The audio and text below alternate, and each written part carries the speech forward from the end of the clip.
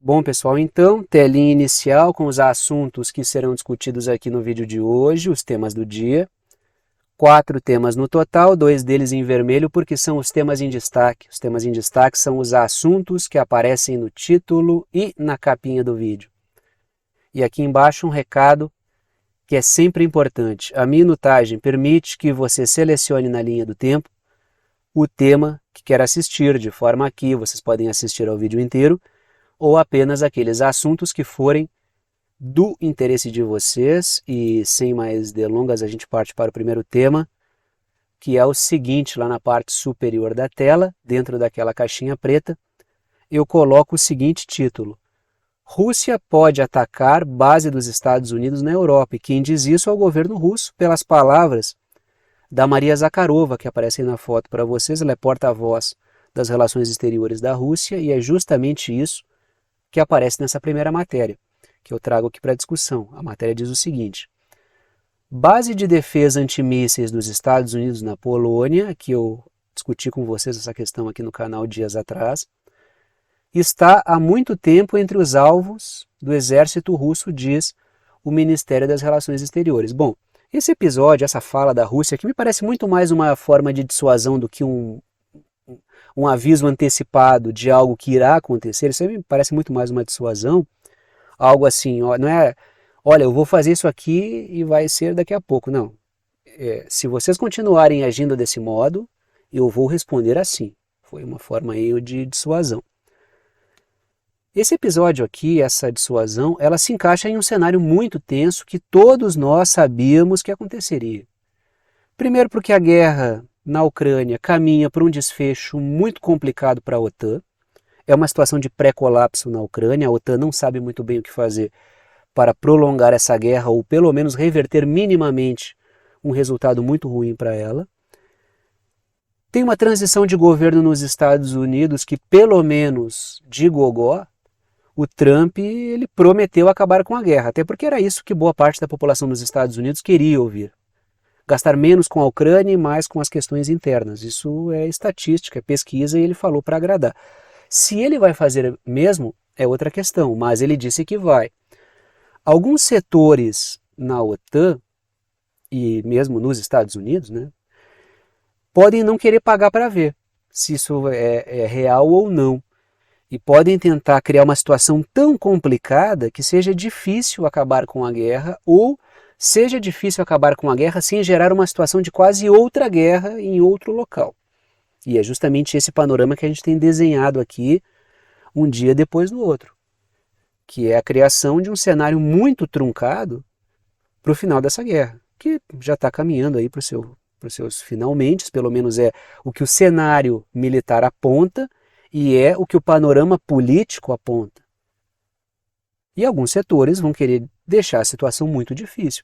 Desde que o Biden disse, ou disse não, desde que a mídia disse que o Biden liberou o ataques contra o território russo com mísseis de longo alcance dos Estados Unidos, a coisa está escalando rápido. E realmente o que a mídia falou era verdade. Por quê? Porque realmente houve ataques. A coisa está escalando rápido, bastante rápido. Então aquilo que a gente dizia dias atrás, de que não terminaria assim essa guerra, a Rússia vence, fica com os territórios que optaram fazer parte do Estado russo, porque houve referendo ali para isso, e os Estados Unidos enfiam a viola no saco, vão embora, e a Europa retoma suas relações com a Rússia como era antes das sanções, das toneladas de sanções que foram colocadas. Não, isso nunca me pareceu realista pensar. As próximas semanas aí tendem a ter uma piora do quadro. A menos que a OTAN dê passos e a Rússia responda de maneira tão contundente que o pessoal resolva realmente baixar muito a bola.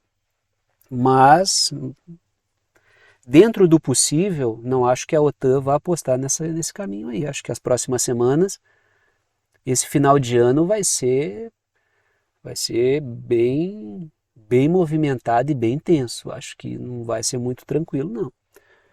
Porque até a posse do Trump, mesmo depois, não me parece que o pessoal vai reduzir a tensão. Trago 2 pontos. Isso é uma coisa. Se a Rússia realmente ataca na Polônia, essa base dos Estados Unidos é um ataque duplo à OTAN, por quê? Isso levaria a uma guerra direta, possivelmente. Primeiro porque é um ataque à base dos Estados Unidos, que é a cabeça da OTAN, e segundo porque é um ataque a uma base dos Estados Unidos dentro da Polônia, que é um membro da OTAN. É por isso que a coisa é duplamente complicada. Mas, repito, me parece uma dissuasão. Vocês estão fazendo isso, isso e aquilo, e eu vou acabar fazendo isso se vocês não mudarem o curso. Agora sim, começo pelas letras vermelhas.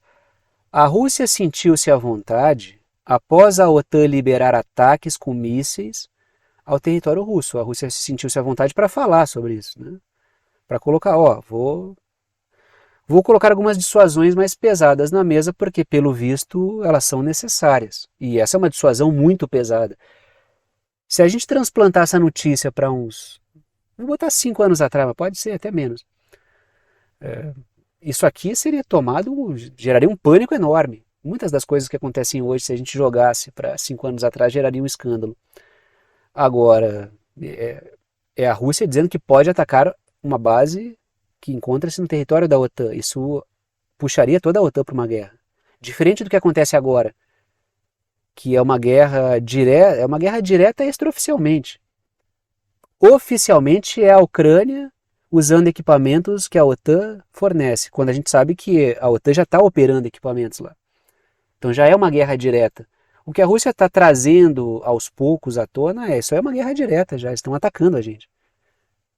E a gente está neutralizando os ataques e, bom, daqui a pouco a gente vai ter que tornar mais público ainda que essa guerra já é direta. E vamos atacar a Polônia. E aí seria a Polônia mais uma vez envolvida em um início de guerra, né? E não seria uma novidade na história. Letras azuis. Lançadores na Polônia podem disparar Tomahawks, que são mísseis dos Estados Unidos, que podem transportar ogivas nucleares.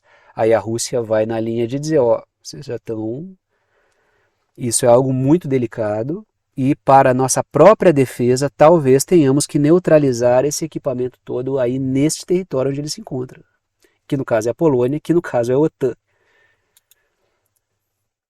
Está aí a Polônia, pintada de laranja. Aí, ao lado da Polônia, né, em direção ao leste, à direita no mapa, tem a Bielorrússia, que é aliada da Rússia, e tem armamento nuclear ali, armamento nuclear russo.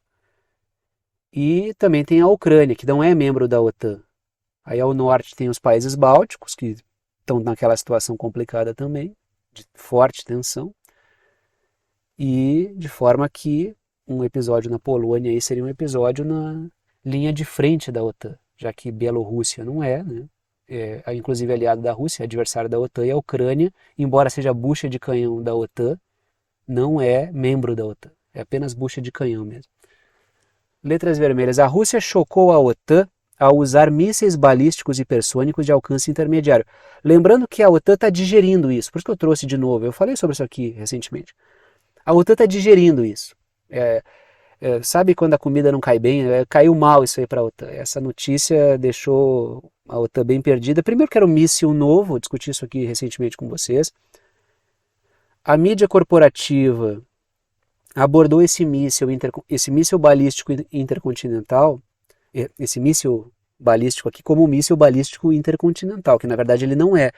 Ele é um míssil balístico hipersônico de alcance intermediário, mas a mídia trouxe ele como um míssil balístico intercontinental. Isso gerou uma grande confusão, já pautou a mídia, pautou as redes sociais e pautou muita discussão, porque houve uma confusão ali. A Rússia deu um passo que o pessoal não esperava porque não conhecia o armamento.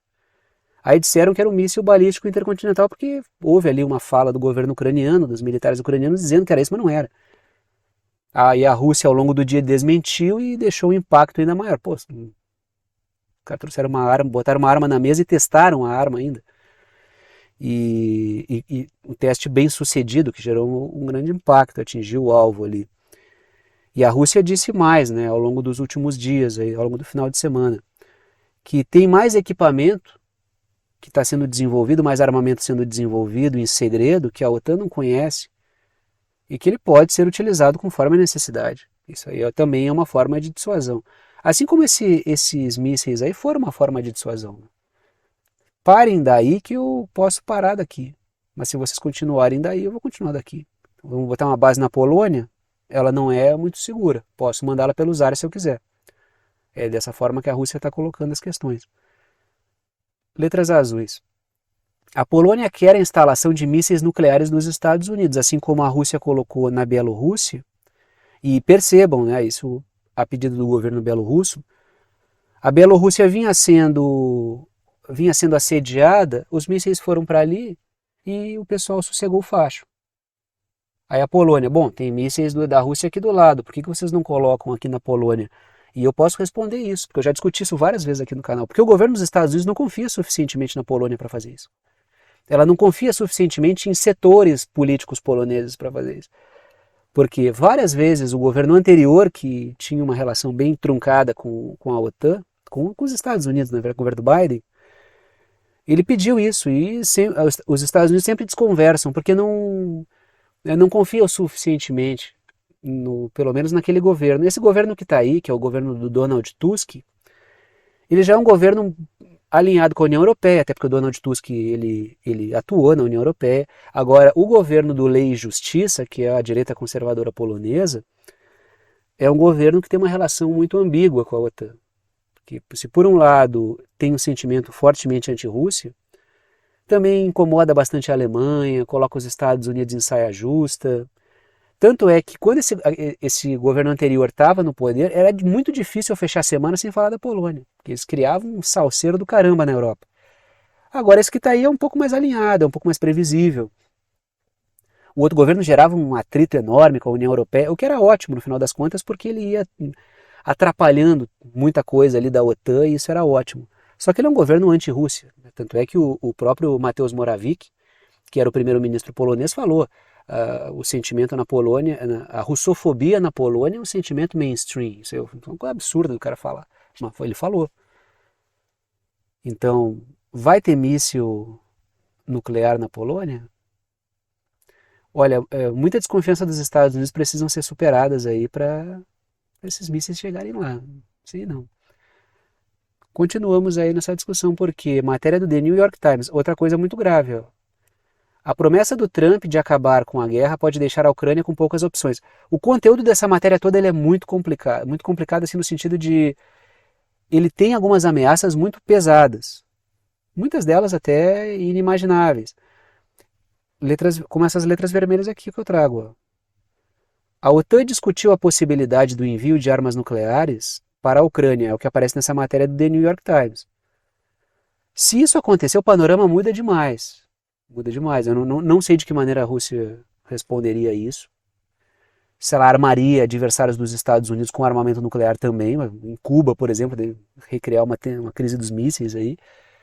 E não sei de que maneira a Rússia reagiria, se ela partiria para um ataque maciço para pulverizar o resto ainda que sobrou de logística ucraniana, aí com ataques nucleares até, o que seria péssimo para todo mundo, para a Ucrânia, até para a Rússia, porque isso ia gerar muito material para a OTAN demonizar a Rússia. E é isso que a OTAN quer, inclusive. Né? Mas seria um movimento muito arriscado. A partir do momento em que a OTAN enviar armas nucleares para a Ucrânia, a coisa muda muito de figura. Assim. Só que o que essa matéria traz é complicado. O que também pode ser um tensionamento através da mídia. Pode ser um teste, um balão de ensaio, ou a criação de um cenário impossível para acabar com a guerra mesmo. Porque a tentativa da OTAN é manter a Ucrânia como uma farpa encravada na Rússia. Essa é a tentativa da OTAN. E qual é o movimento da Rússia? É acabar com a Ucrânia como uma farpa enfiada ali.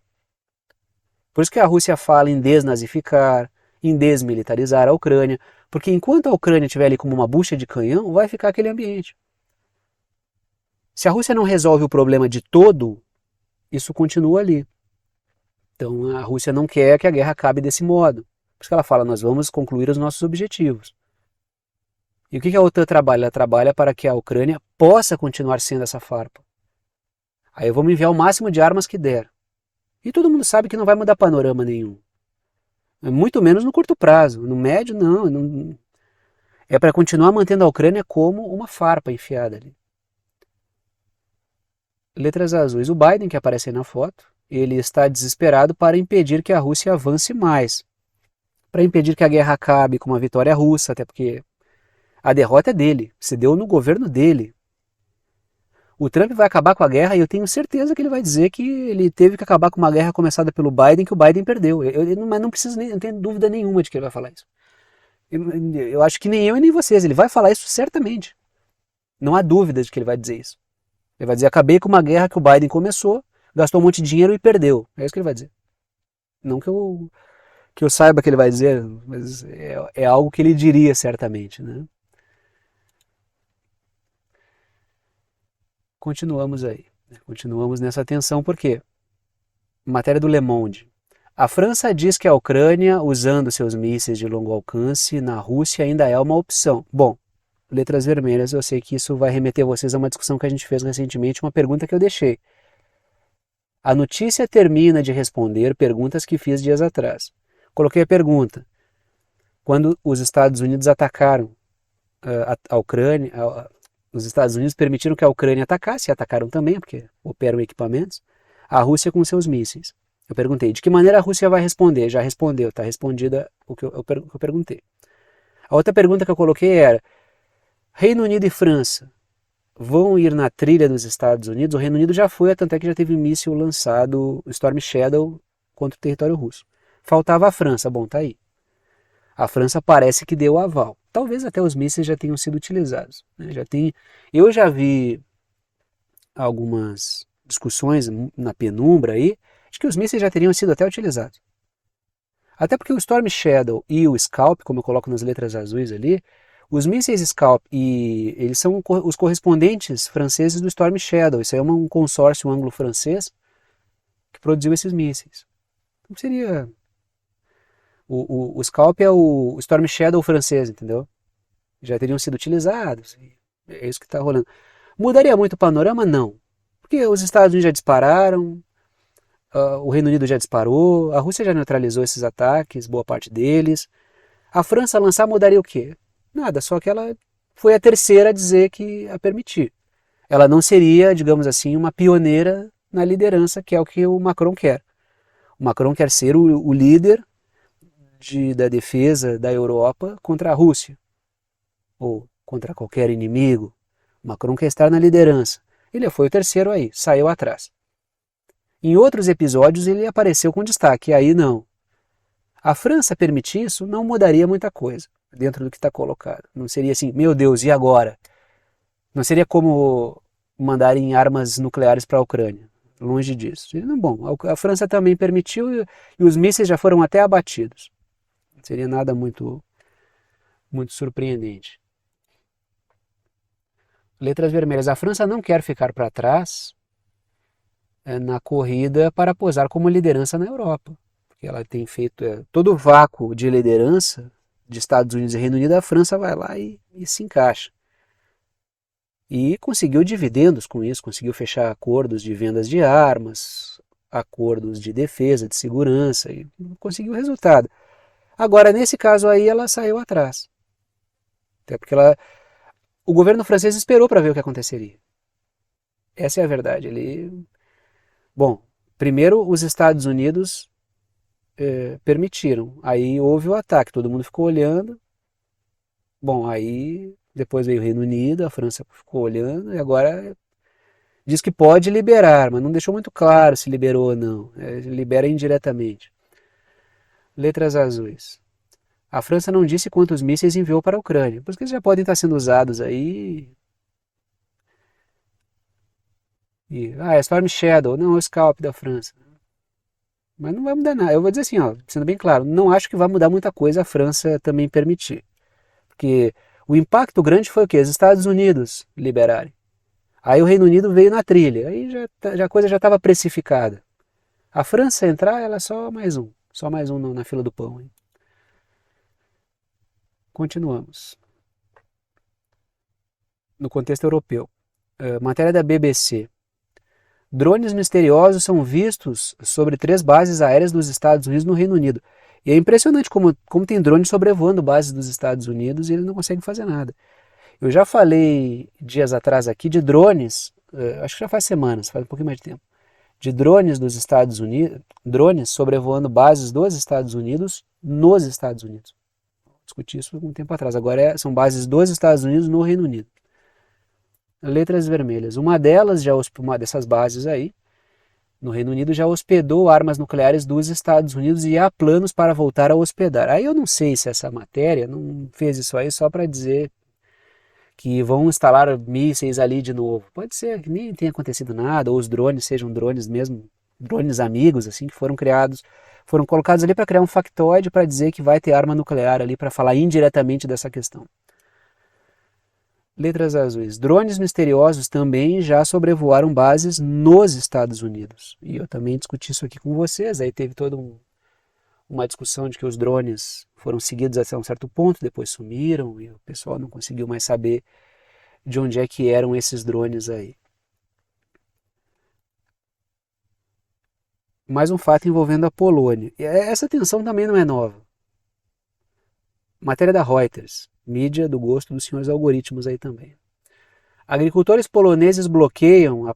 Quando a mídia é do gosto dos algoritmos, eu digo o nome dela normalmente. O The New York Times, o BBC, a Reuters. Quando não é muito do gosto, eu digo a seguinte matéria. Agricultores poloneses bloqueiam a passagem da fronteira com a Ucrânia em protesto comercial contra aquele acordo com o Mercosul. Que também, por que a Ucrânia? Porque também envolve a questão da Ucrânia. Os agricultores poloneses também são revoltados com o desequilíbrio que os grãos ucranianos geram no mercado europeu, que eles também perdem. E não é só na Polônia, outros locais também reclamam disso e existe uma insatisfação evidente do agro europeu com a situação que vive. Por quê? Porque o agro europeu ele entende que ele está para ser deixado na chuva. Ele já fez essa leitura correta e ele protesta por isso. Porque se ele não fizer nada, ele vai ser deixado na chuva em termos de aumento de imposto, queda de subsídio, abandono, compra de outro lugar, aí os setores quebram, vêm os setores britânicos, estadunidenses ali, esses setores financeiros e compram muita coisa, engolem fatias do mercado. E já entenderam isso claramente e se movimentam para impedir. Aí, bom, vamos comprar as coisas do Mercosul, União Europeia. Para quê? Para comprar produto mais barato para deixar o pessoal na chuva. E aí eles protestam. Tem protesto, já falei sobre protesto na Alemanha, na França, na Itália, na Holanda, na Polônia já falei várias vezes, na Hungria já teve. E por um lado isso é uma preocupação com os grãos do acordo com o Mercosul, que está travado por isso, e por outro lado é uma insatisfação com os grãos do Mercosul, não só grãos, tá? Produtos agrícolas no geral. E no caso da Ucrânia, a entrada de produtos ucranianos gera uma desordem, até porque entram com benefícios e aí vai desequilibrando toda a economia, dado o potencial agrícola da Ucrânia. Letras vermelhas. Impostos aumentam para o agro europeu, enquanto a União Europeia quer a entrada de produtos mais baratos, da Ucrânia. Né? Lembrando que a Ucrânia não faz parte da União Europeia. Do Mercosul, isso gera muita divisão. E gera protestos, porque o pessoal... É aquela coisa, quem não chora não mama, entendeu? Então quem quer mudanças tem que gritar. Quem não grita, perde. Por isso aqueles setores menos organizados da sociedade só vão tomando, né? Porque não tem lobby para eles, né? Eu digo setores mais de camadas populares. Não tem lobby como o setor do agro tem, não tem lobby como setores financeiros têm, não tem lobby como o setor farmacêutico tem, tecnológico tem. Eles não conseguem fazer essa pressão, aí vão tomando. Aí também não se organizam, aí os movimentos de base não organizam, o pessoal vai tomando sempre. O agro europeu é organizado. Aí ele para tudo, os tratores trancam e o pessoal consegue evitar uma sangria mais rápida. Letras azuis. Setores anglo-yankees querem mercados do agro europeu. E aí se o pessoal cochilar, eles vão conseguir. Tá aí o Macron. Letras vermelhas. O Macron vem barrando o acordo com o Mercosul por pressão de setores agrícolas franceses. Ele está sendo levado a isso. O Macron é um cara ligado aos interesses transnacionais, desses altos setores financeiros que fazem parte da cúpula da OTAN. Agora sim, que é os setores anglo-yankees aí. Só que ele é o presidente da França, ele é pressionado por setores franceses. Por isso que ele pressiona pela questão das armas, da indústria de armas da França. Então ele faz um movimento muito ambíguo nesse sentido, porque ele é pressionado de vários lados diferentes. E a questão dele, ele barra o acordo com o Mercosul porque ele é pressionado pelos setores agrícolas franceses. Caso contrário, ele não teria nada contra. O político, ainda mais o político fisiológico, o burocratazinho, ele é uma resultante de pressões. Se não pressiona ele para nada, ele não faz nada. Então ele é uma resultante, boa parte dos políticos são, né? Uma resultante de pressões. São poucos aqueles que têm um pouco mais de vontade própria, e mesmo assim limitada pelas correlações de força, né? Letras azuis. Os grãos ucranianos têm gerado problemas para o agro europeu. E a gente já viu várias vezes os protestos de agricultores poloneses contra essa. Não é só por causa da questão do Mercosul, é também por causa da Ucrânia, dos grãos ucranianos. Isso gerou já várias desordens. O governo anterior da Polônia ele acabou sucumbindo porque ele não soube muito bem como conciliar isso. Manter-se como entusiasta da guerra na Ucrânia, enquanto, por outro lado, tinham setores da sociedade polonesa que não estavam satisfeitos com o apoio à Ucrânia. Aí o governo ele foi tendo problemas e acabou perdendo maioria. Muito embora o Lei e Justiça seja o partido que mais tem cadeiras individualmente, o partido que mais tem cadeiras no parlamento polonês. Né? Ele só não consegue maioria porque existem coalizões que conseguem fazer maioria. Falamos de Rússia, vamos falar um pouquinho de China. Porque o Japão e os Estados Unidos planejam construir uma rede de mísseis em resposta à emergência de Taiwan e preparam operações conjuntas contra a China. E falamos aqui da tensão no Indo-Pacífico. Bom, se tem uma coisa que a gente tem discutido aqui é a questão de... Existem buchas de canhão que já me parecem recrutadas, né? Me parece muito claro que a Austrália já tá recrutada, o Japão e as Filipinas. E essa matéria ela confirma isso, né? Letras vermelhas. Os Estados Unidos querem instalar mísseis em ilhas do Japão e das Filipinas. O Japão está pintado de verde e as Filipinas de laranja no mapa. Percebam que e Taiwan está ali circulado em... Eu fiz um círculo vermelho em volta de Taiwan, que é território chinês, mas com autonomia administrativa. Então, Japão e Filipinas são fundamentais para qualquer episódio de guerra, de confronto, de algo mais pesado que aconteça ali na região. Então, já são recrutados aí. O Japão é ocupado militarmente pelos Estados Unidos há bastante tempo, não tem autonomia, e as Filipinas também têm ali um nível enorme de infiltração dos Estados Unidos, mas tornam-se cada vez mais suscetíveis aos Estados Unidos. O governo anterior até era um pouco mais resistente, era o governo do Rodrigo Duterte, que caiu justamente por isso, né? Digamos que o Rodrigo Duterte não caiu por aquilo que ele fazia de errado, e não é pouca coisa. Ele caiu até pelo que ele fazia de certo, que era não alinhar-se tanto aos Estados Unidos e ser um cara mais próximo da China. E digamos que ele foi penalizado pelos motivos errados, porque ele tem várias coisas muito controversas que ele faz e diz.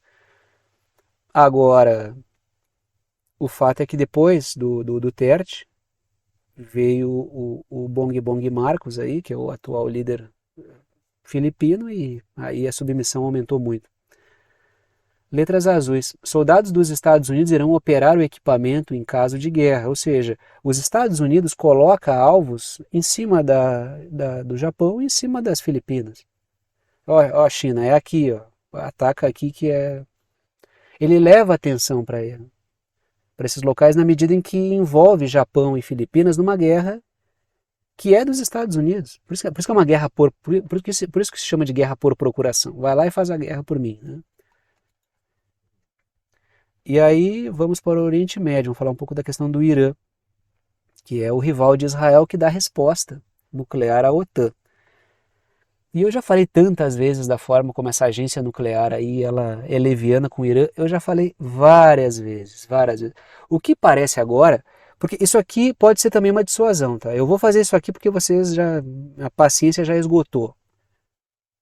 Agora, se o Irã realmente fizer isso aqui, não vai ser nenhuma surpresa, porque a agência, trago a matéria aqui, o Irã diz que está ativando centrífugas avançadas após a censura da Agência Internacional de Energia Atômica.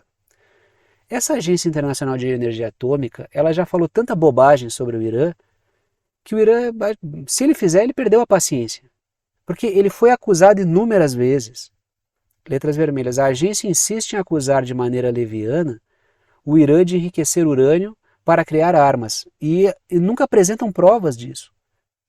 Aí, como não tem provas disso, eles dizem que as provas não são fornecidas. E o Irã diz, mas a gente abriu, vocês entram aqui, olham. Não, não encontramos porque vocês estão escondendo o jogo. Aí me parece que essa é uma medida assim, ó, perdemos a paciência, então a gente vai enriquecer aqui, esse urânio que vocês estão dizendo. Só que tem um jogo, porque o atual governo do Irã ele não está fechado para um acordo nuclear. O problema é que ele quer bons termos para assinar esse acordo nuclear. E quais seriam os bons termos? A queda de sanções sobre o Irã. E o outro lado trabalha para quê? Para acusar o Irã e pressioná-lo para que ele não tenha bons termos no acordo. Aí fica esse jogo.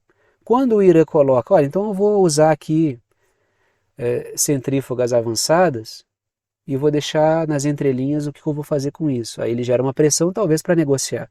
Uma coisa normal do pré-acordo é jogar lá em cima a tensão para sentar e conversar. Aí cada um coloca os seus termos. Ninguém negocia em uma posição de fraqueza, só se negocia em posição de força. Por isso que cada um coloca mais tensão até sentar para negociar. Vocês lembram do episódio lá da Coreia do Norte e dos Estados Unidos durante o governo Trump anterior? O Kim Jong-un botou a tensão lá em cima, o Trump botou a tensão lá em cima, um falava do botão do controle nuclear do outro, e aí quando parecia que a coisa ia ir para uma guerra, não foi, os dois sentaram e tomaram um chá no parque para conversar. Plantaram árvores juntos e tal, né? Por quê? Porque jogaram lá em cima a tensão para depois negociar. Pode ser isso aí. Letras azuis. O Irã enriquece o urânio a 60%, não acima de 90% como seria o necessário para armas. O Irã sempre deixou muito claro isso. Agora, o ambiente do Trump com o Kim Jong-un era um. Esse agora é diferente. Porque tem uma quase guerra no Oriente Médio, né? É um ambiente diferente. Tensionar muito para conversar não é tão fácil. Sobretudo porque Israel vai fazer todo tipo de bagunça, e ele fez ao longo dos últimos anos para evitar que esse acordo nuclear acontecesse. Porque o Irã é o grande adversário de Israel na região. Então Israel se movimenta para impedir o acordo. Continuamos, está aí o Irã no mapa. Rússia, China e Burkina Faso se opõem a uma resolução do órgão contra o Irã. Que é, diga, França, Reino Unido, Estados Unidos e Alemanha moveram essa resolução aí da agência contra o Irã, dizendo que o Irã esconde informação, assim, ou seja, essa é a cúpula da OTAN, né? Do outro lado, Rússia, China e Burkina Faso se opuseram a essa resolução que pressiona o Irã. Então é a cúpula da OTAN contra, pelo menos, Rússia, China e Burkina Faso. Dois desses são as principais forças contra-hegemônicas. A Burkina Faso é um governo bem interessante, mas não está nem perto da principal força contra-hegemônica. É uma força contra-hegemônica no continente africano, Burkina Faso. Mas Rússia e China são potências. E estão colocando contra justamente porque enxergam ali uma pressão sobre uma grande força contra-hegemônica que é o Irã. Letras azuis. A posse do Trump tende a piorar o quadro de pressão sobre o Irã. Ah, mas o Trump não ia distensionar, mas com o Irã não funciona assim. É que tem que ver ponto por ponto. O que o Trump colocou é: o meu negócio com a Rússia vai distensionar. É a promessa. Se ele vai fazer outra coisa. Até por estratégia. Ele quer afastar a Rússia da China, quer afastar a Rússia do Irã. Para pegar um de cada vez, não porque ele goste da Rússia. Só que com o Irã é diferente, tem que ser ponto por ponto. Como é que fica na América Latina? Vai ser uma droga. Se aliviar, o que está colocado até agora é a questão da Rússia. E ele pode desalojar dinheiro para botar no outro, que é a tendência. Tensão, tira a tensão daqui e coloca lá. Aumenta sobre a China, aumenta sobre o Irã. É o que... E como ele está muito conectado a interesses ligados aos acordos de Abraão, eu não sei exatamente como é que ele vai fazer esse movimento, porque o genro dele, que é o Kushner, é um dos arquitetos dos acordos de Abraão. Tem muito dinheiro envolvido aí nesse fechamento. E tudo que Israel está fazendo atrapalha os acordos de Abraão. Então, o projeto de Israel atual, que é muito movimentado por forças que estão olhando só para a questão da colonização no entorno, atrapalha projetos de setores transnacionais mais graúdos. Isso está gerando um embate. Tanto é que tem setores da OTAN que criticam o que Israel está fazendo, porque atrapalha outros negócios regionais. A gente vê o Josep Borrell, da União Europeia, ele critica o que Israel está fazendo. E ele é um entusiasta da guerra na Ucrânia. Ele é um vassalo dos interesses britânicos e estadunidenses dentro da União Europeia. E ele critica o que Israel está fazendo. Por quê? Porque ele está vinculado a esses setores que veem que os acordos de Abraão estão subindo no telhado por causa disso.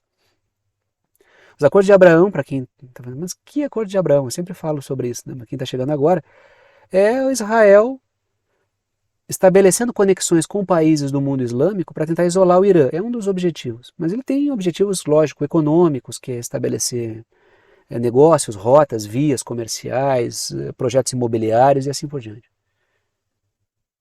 Só que, se Israel continua fazendo o que está fazendo, qual é o país islâmico que vai ter coragem de botar a caneta para assinar isso aí?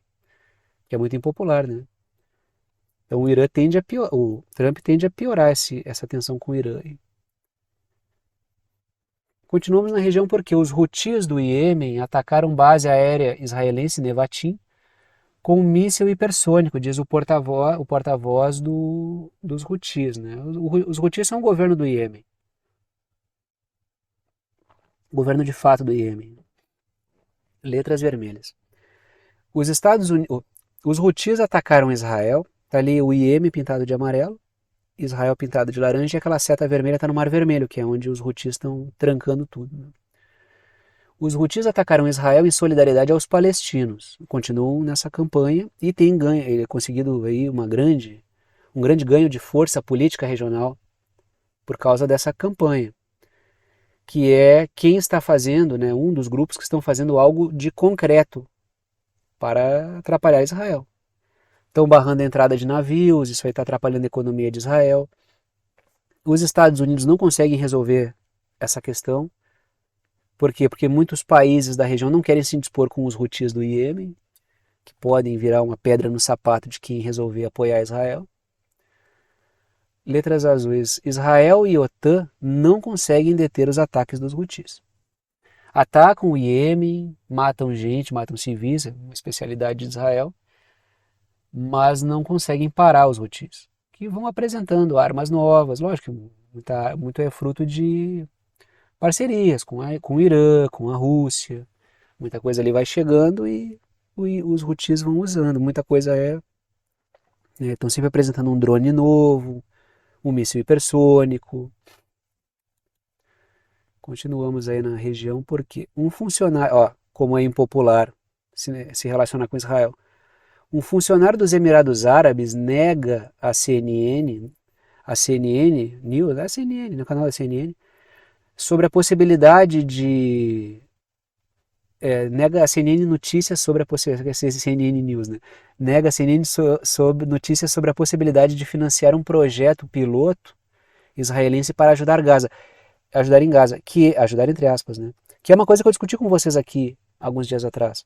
Letras vermelhas. Israel quer uma empresa privada dos Estados Unidos atuando em Gaza, falei sobre isso, e Israel iria impor uma administração militar de Gaza. E por que os Emirados recuaram ou não querem aparecer participando disso? Porque isso é impopular. Porque isso é chancelar a anexação da faixa de Gaza. O que os países dizem publicamente é apoiamos um Estado palestino. Isso soa bem. Embora seja algo muito distante, em função de toda a situação histórica Israel-palestinos, é o que soa bem, e tanto é que quase todos defendem isso publicamente. Todos que eu digo que criticam Israel. Agora, se há o apoio ou não, é outra questão, porque, lembrem, letras azuis, os Emirados Árabes assinaram os Acordos de Abraão, o que é algo muito impopular, mas assinaram antes. A Arábia Saudita é convidada a assinar, assina, o Mohammed bin Salman diz que se assinar pode ser até assassinado, de tão impopular que é fazer isso aí. Então os Emirados Árabes tiraram o corpo fora também, até porque é um projeto controverso. Eles estariam apoiando a anexação de Gaza e o comando militar de Israel ali, o que é muito, muito, muito impopular na região. Continuamos. Colonos fecham um canal de água, colonos israelenses, né, fecham um canal de água nascente na Cisjordânia. E o que é isso? A privação de água que deveria ir para povos da região ali. É mais uma atitude bárbara de Israel. E aqui, historicamente, a gente até pode voltar e ver as atitudes dos bárbaros destruindo aquedutos, né? E então esse movimento de Israel, ele é mais um movimento. Mas foram os colonos, não foi Israel. Dá para separar uma coisa da outra? Alguém vai me convencer de que o Estado de Israel não arma milícias de colonos, dá suporte militar a ataques de colonos, não penaliza as atitudes dos colonos, tem na base do governo Netanyahu, inclusive colonos criminosos e que fazem no seu fazer político essa questão da invasão de terras palestinas, e vai dizer que Israel e os colonos não são a mesma coisa? Letras vermelhas. Os colonos usaram pedras para bloquear a água vital para os beduínos e agricultores da região. Então ali a seta aponta para a área roxa maior, que é a Cisjordânia. A área roxa menorzinha ali é a faixa de Gaza, ambos são territórios palestinos. Letras azuis. A região sofre com ataques de hordas autorizadas por Israel, que são os pogroms. O que é um pogrom? Dá uma pesquisada no conceito de pogroms, que vocês vão ver, quem ainda não sabe vai ver que é justamente isso. E o mais inusitado é Israel apoiando pogroms, né? Isso aí, vocês vão encontrar junto com as definições exemplos de pogroms. Aí vocês vão ver como o mundo dá voltas, né? Agora a gente vem para a América Latina. Os Estados Unidos aumentam presença militar na América Latina. Tem dois fatos que eu trouxe aqui que são importantes nesse contexto de os Estados Unidos vendo a América Latina como seu quintal. Então tem isso nessa discussão agora aqui. Trago a seguinte matéria. O Panamá é um lacaio da escalada dos Estados Unidos na América Latina. Por que essa matéria tem esse título? Está aí o Panamá pintado de laranja no mapa. Letras vermelhas. Grupos no Panamá denunciam o aumento da presença militar dos Estados Unidos no país. Então tem aí um aumento da presença dos Estados Unidos ali. Já existe ali um contingente, mas está aumentando segundo grupos que dizem que o tempo inteiro é avião chegando, é equipamento chegando, é contingente militar chegando. E lembrando que é uma base regional para operações de maior escala na região. Lembrando que a Colômbia também tem bases militares dos Estados Unidos e também é um ponto importante. Lembrando que a Colômbia, inclusive, é um aliado extra-OTAN. Só lembrando isso. A questão é, isso vocês colocam várias vezes e eu concordo completamente com que quando vocês colocam isso nos comentários. Letras azuis. Os Estados Unidos perdem o controle em outras regiões e aumentarão aqui certamente. Isso é líquido e certo. Até porque assim, China e Rússia estão aumentando também a sua parceria com países da região. Isso é importantíssimo por quê? Porque isso fortalece uma contraposição aos Estados Unidos. Isso equilibra a balança. Faz com que aquele controle dos Estados Unidos reduza. Isso é importante. Isso é que é fundamental. Contrabalançar e enfraquecer uma hegemonia. Tem cara que vem me xingar e diz, mas tu defende aí, só defende a China, só defende a Rússia, só defende o Irã, só defende Nicarágua, só defende Venezuela, só defende a Coreia do Norte. só defende ali o Hezbollah. Então, assim, eu defendo um monte de gente diferente. E o cara só defende os Estados Unidos, mas tendencioso sou eu. Eu defendo o governo de Burkina Faso, do Mali, do Níger, quando se apresentam soberanos. Então, eu faço várias defesas de vários governos diferentes aqui, desde que eles se insurjam contra uma hegemonia. Mas eu sou tendencioso. O cara que defende só os Estados Unidos não é. Então, essa visão é que ela é interessante, né? Os caras que são acusados de serem tendenciosos, eles defendem vários governos diferentes. Por quê? Porque eles defendem a soberania dos povos, dos diferentes povos. E defendem principalmente governos que defendem a sua população de investidas transnacionais, hegemônicas. Então é sempre esse estratagema, né? Porque, perceba, a mídia faz a mesma coisa, né? Defendendo vários regimes diferentes, eles chamam de regimes, né? E a palavra certa é regime político. Todos os países têm o seu regime político, mas eles usam regime como algo pejorativo. E eles defendem só os Estados Unidos. Entre China e Estados Unidos, Estados Unidos. Entre Rússia e Estados Unidos, Estados Unidos. Entre Irã e Estados Unidos, Estados Unidos. Entre Nicarágua e Estados Unidos, Estados Unidos. Mas tendencioso é quem defende a Rússia, a China, a Nicarágua, a Venezuela. E na verdade é uma defesa instrumental. Tudo aquilo que enfraquece a hegemonia é bom, porque abre espaço para que outros possam colocar seu interesse na mesa. Isso é multipolaridade. Isso abre espaço para o Brasil, por exemplo. Se a hegemonia dos Estados Unidos é colocada em xeque aqui na região, a gente ganha. Porque a gente ganha espaço, é um espaço que abre. Mas infelizmente tem gente que prefere defender os Estados Unidos. Prefere ficar debaixo do solado do coturno dos Estados Unidos, então paciência. Mas o fato é, eles perdem controle em outros lugares, vão defender o que eles consideram seu quintal. E tem até administrador novo aí, ó. O almirante Alvin Halsey, ele assumiu como novo chefe do Comando Sul dos Estados Unidos no lugar da Richardson, que saiu, né, que era anterior, Laura Richardson, e agora vai manter o mesmo projeto. O projeto é o mesmo, né? Ninguém acha que a Laura Richardson ou o Alvin Halsey fazem o que eles querem. Eles são administradores só, né? Letras vermelhas. A Nicarágua está convidando a China para retomar o projeto do canal no país e teve aí recentemente um porto chinês com o Peru, né? Um porto chinês-peruano, né? Uma parceria, sendo inaugurado aí dias atrás. Então a China aumenta a sua presença, isso é bom porque contrabalança isso que os Estados Unidos reconhecem como seu quintal, essa ideia. Só que, lógico, o Alvin Halsey aí, ele já... Não, nossos adversários estão ganhando espaço na região. Letras azuis. A Rússia e a China fecham parcerias variadas na América Latina.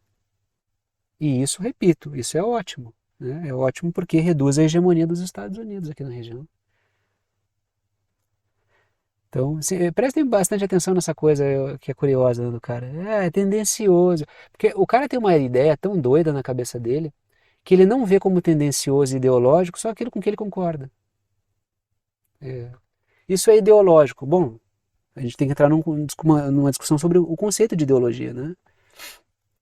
Então ele pegou esse mote pronto e ele vai só reproduzindo, né? Uma forma uma espécie de coringa da discussão, né? Isso é ideológico. Mas o que é ideologia na tua cabeça? E o cara, não importa. Continuamos aí. União Europeia entra em atrito com o Níger, vamos para o continente africano. Matéria da Reuters. A União Europeia convoca enviado do Níger após junta militar que governa o Níger acusar o governo de má gestão da ajuda. Assim, né? Qual é o ponto, tá? Letras vermelhas. O governo do Níger desconfia, e desconfia corretamente, que a ajuda humanitária para ONGs tem um objetivo político. Puxa, alguém vai dizer, nossa, não, essa desconfiança não é válida. Vou dizer uma coisa, é a desconfiança mais válida que existe. Estou dizendo que todas as ONGs são iguais? Não.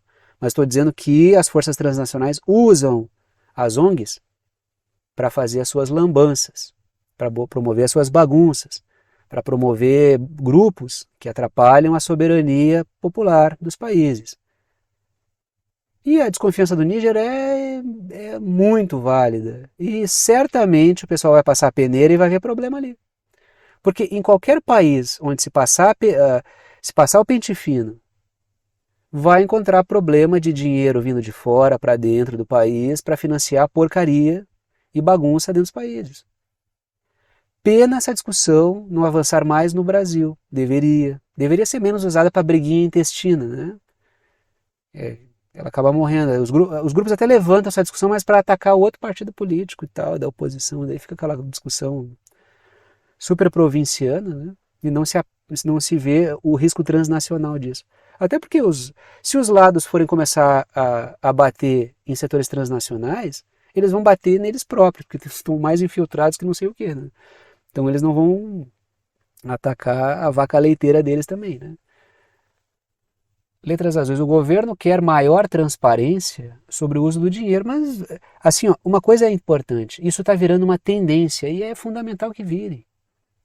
De se analisar com cuidado de onde é que vem o dinheiro, o que está acontecendo. Né? Tem ONGs sérias? Tem, existem ONGs sérias. Que muitas vezes não recebem nem dinheiro de fora e nem de dentro. Que vão ali na base da trombada e vão levando. Porque uma forma de fazer, de acelerar a burocracia acabou sendo abrir uma ONG. Nem todas as ONGs são sem vergonhas. Agora, que o intuito da criação desse mundo das ONGs não é promover serviços bons para as pessoas, não é mesmo. O interesse é introjetar e fazer com que interesses transnacionais ocupem o espaço que o Estado deveria estar fazendo, mas não faz. Aí eles assumem esse papel e pervertem a ordem importante para o desenvolvimento de uma nação e de um povo. Esse que é o problema, entendeu? Continuamos aí, vamos para o vizinho ali que é o Mali. Junta militar que governa o Mali nomeia general militar como novo primeiro-ministro. Por quê? Letras vermelhas. O primeiro-ministro civil, o que saiu, ele questionou a demora para a abertura de eleições no país. Aí, como é um ambiente que um governo que está se consolidando em um cenário complicado e fortemente pressionado de fora para dentro, acredito eu que o governo do Mali não queira pagar para ver uma bagunça agora. Aí ele vai se cercar de todo tipo de segurança possível, colocando nos cargos-chave pessoas de confiança. Porque não dá para esquecer, letras azuis, o atual governo do Mali, que é um governo militar, ele derrubou um governo militar anterior, que também era militar, que derrubou um governo civil anterior. Que era, o governo civil que foi derrubado lá em 2020, era ultra aliado à França, era um governo servil. Aí houve um governo militar ali, aí uma ala desse governo militar achou que não era um movimento soberano suficiente e deu fez mais um movimento de golpe militar ou de levante militar, chame como quiser. E hoje o Mali tem um posicionamento bem mais anticolonialista do que vinha tendo. Mas o fato é, o governo teme que as eleições sejam usadas para bagunçar o país, e isso não seria nenhuma novidade. Não estou aqui sendo advogado de ninguém, só estou ponderando sobre o porquê que o governo pode ter feito isso aqui, o governo Mali. Ele está se cercando aí até de algumas precauções, até porque Mali, Níger e Burkina Faso formam uma trinca de países com um sentimento fortemente anticolonialista, e esse movimento é crescente. Não à toa no Senegal tem um governo civil que está bem interessado no que está acontecendo nos três países. E é um governo que chegou ao poder pela via do voto, e não, o voto foi o final da luta, né? Na verdade, todos os protestos, a prisão da oposição, toda a luta que esses políticos que o governo do Senegal fez foi algo muito maior. A eleição foi só meio que uma confirmação disso. Se não tem luta política subjacente, voto. Então, a luta política que se fez no Senegal pela via civil, e aí foi diferente desses outros países onde foi pela via militar, foi bem interessante. E o governo do Senegal está interessado nesses três países. Porque estão buscando soberania, querem rever contratos com forças da OTAN que são desvantajosos, de exploração de riquezas. Então o movimento é interessante. Até agora, eu ainda não vi motivos para bater nesses governos. Se a coisa se desvirtuar no caminho, certamente, não tenho dúvidas que eu vou descer a ripa. Agora, eu vejo ali interesses soberanos.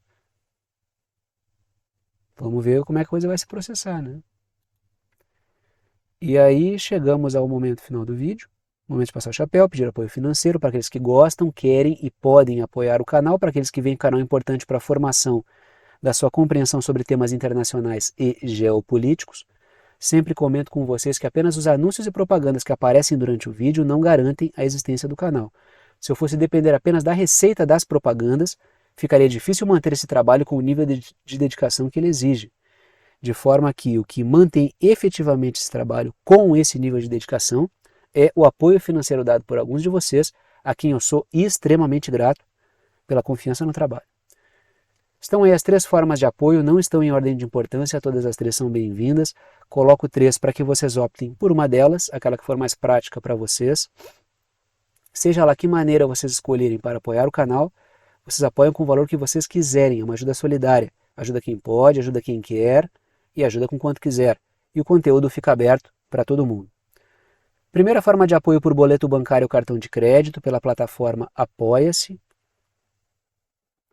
Está aí o endereço, o link, o site do Apoia-se, que é uma plataforma de apoio virtual. Segunda forma de apoio é pelo Pix, está aí a chave Pix, que é uma chave de e-mail. Tem gente que usa o número do celular como chave Pix, tem gente que usa o número do CPF como chave Pix, tem gente que usa o número do CNPJ como chave Pix, eu uso um e-mail. Se vocês escreverem, digitarem lá na chave Pix, pixverdade@gmail.com, vai aparecer o meu nome, que é Thiago, e vocês podem fazer a doação com o valor que vocês quiserem. pixverdade@gmail.com. Terceira forma de apoio é pelo botão Seja Membro, o botão fica embaixo do vídeo, ajuda aqui pelo YouTube, tem várias faixas de valor, vocês escolhem aquela que estiver dentro da faixa que vocês quiserem apoiar. E repito, as 3 formas são bem-vindas, repito também, agradeço aos que apoiam pela confiança no trabalho. Vou parando por aqui e tchau para vocês.